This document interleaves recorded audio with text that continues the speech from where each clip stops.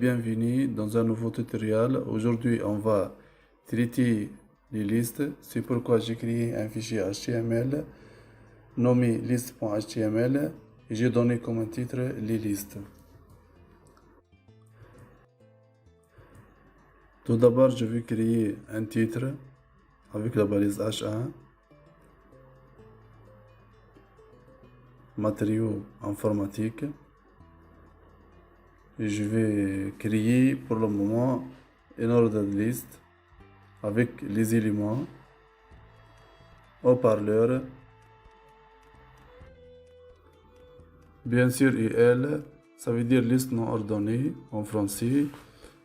Donc pour déclarer une liste non ordonnée, on utilise la balise IL.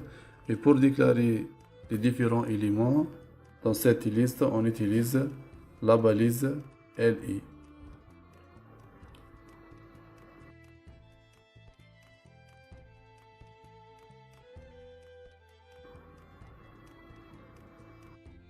Affichant dans le navigateur, comme vous voyez ici, il s'affiche 4 éléments précédés par un point ou un piece. Donc maintenant on va essayer de changer le motif de ce piece avec l'attribut type. Donc par défaut, comme on avait pour le point, c'est le type disque. Donc avec les cercles, elle s'affiche sous forme de...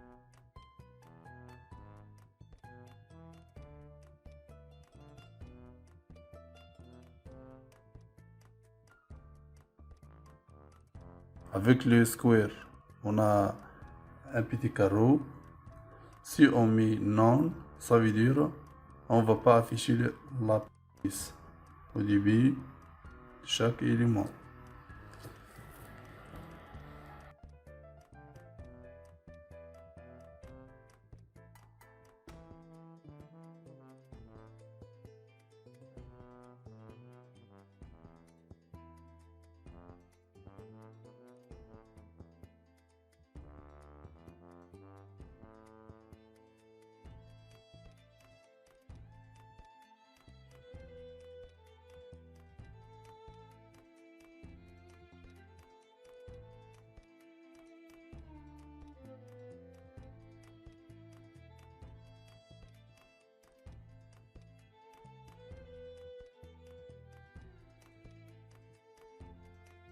Passons maintenant à créer les listes ordonnées.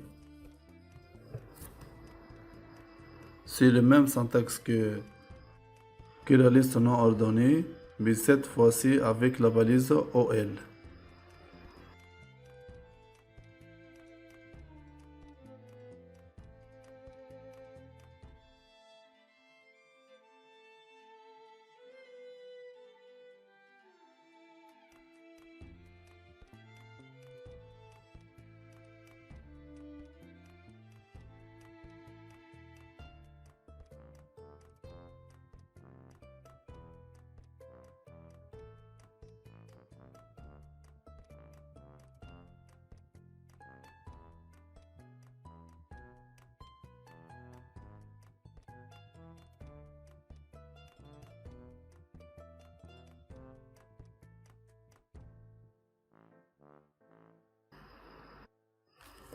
Je prends comme exemple les étapes de création d'une chaîne YouTube. Chaque étape correspond à un élément de cette liste.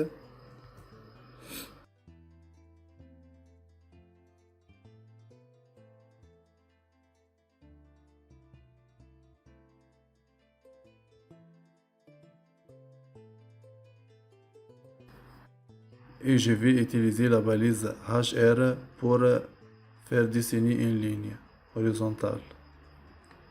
Donc maintenant, on va traiter le cas des listes imbriquées. C'est-à-dire, on va faire incorporer ou déclarer une liste non ordonnée dans une autre liste ordonnée.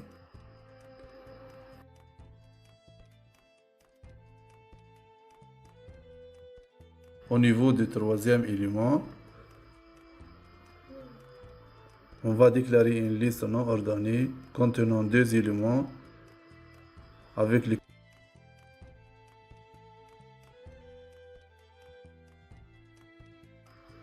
contenus 3.1 et 3.2. Maintenant, on va manipuler les types des listes ordonnées. Donc, si on utilise le type égal à 1, donc ça veut dire que les éléments seront ordonnés avec ordre numérique.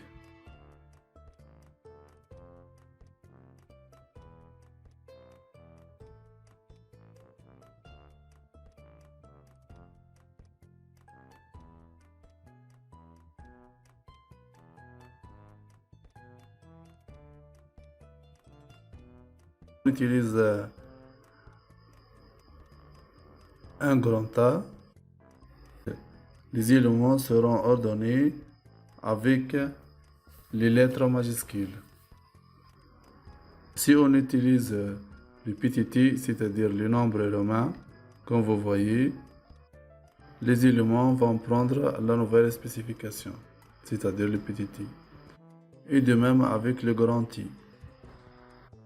Maintenant, revenons à la deuxième liste. Je veux que le premier élément commence à la numérotation à partir de 3. Donc, c'est pour cela qu'on utilise l'attribut start qui va prendre comme valeur 3.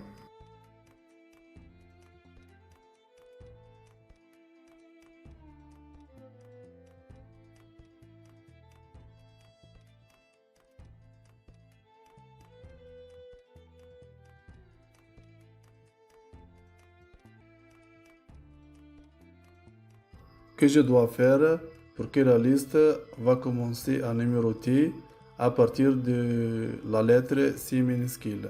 C'est pour cela on va ajouter un attribut pour préciser le type qui est les lettres minuscules et l'attribut start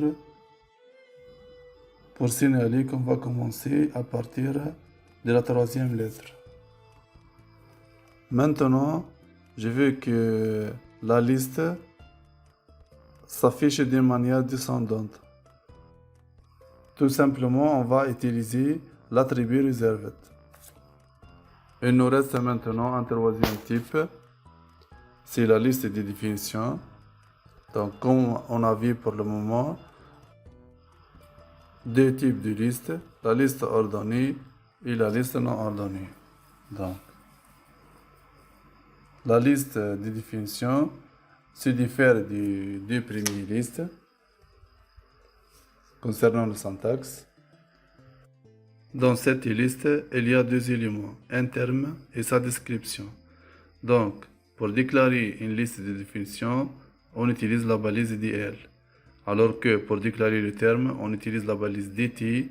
Et pour décrire la description, on utilise la balise DD. Je vais expliquer la notion de cette balise avec l'exemple suivant. C'est-à-dire, à chaque fois, je vais prendre un langage et je vais donner sa description complète.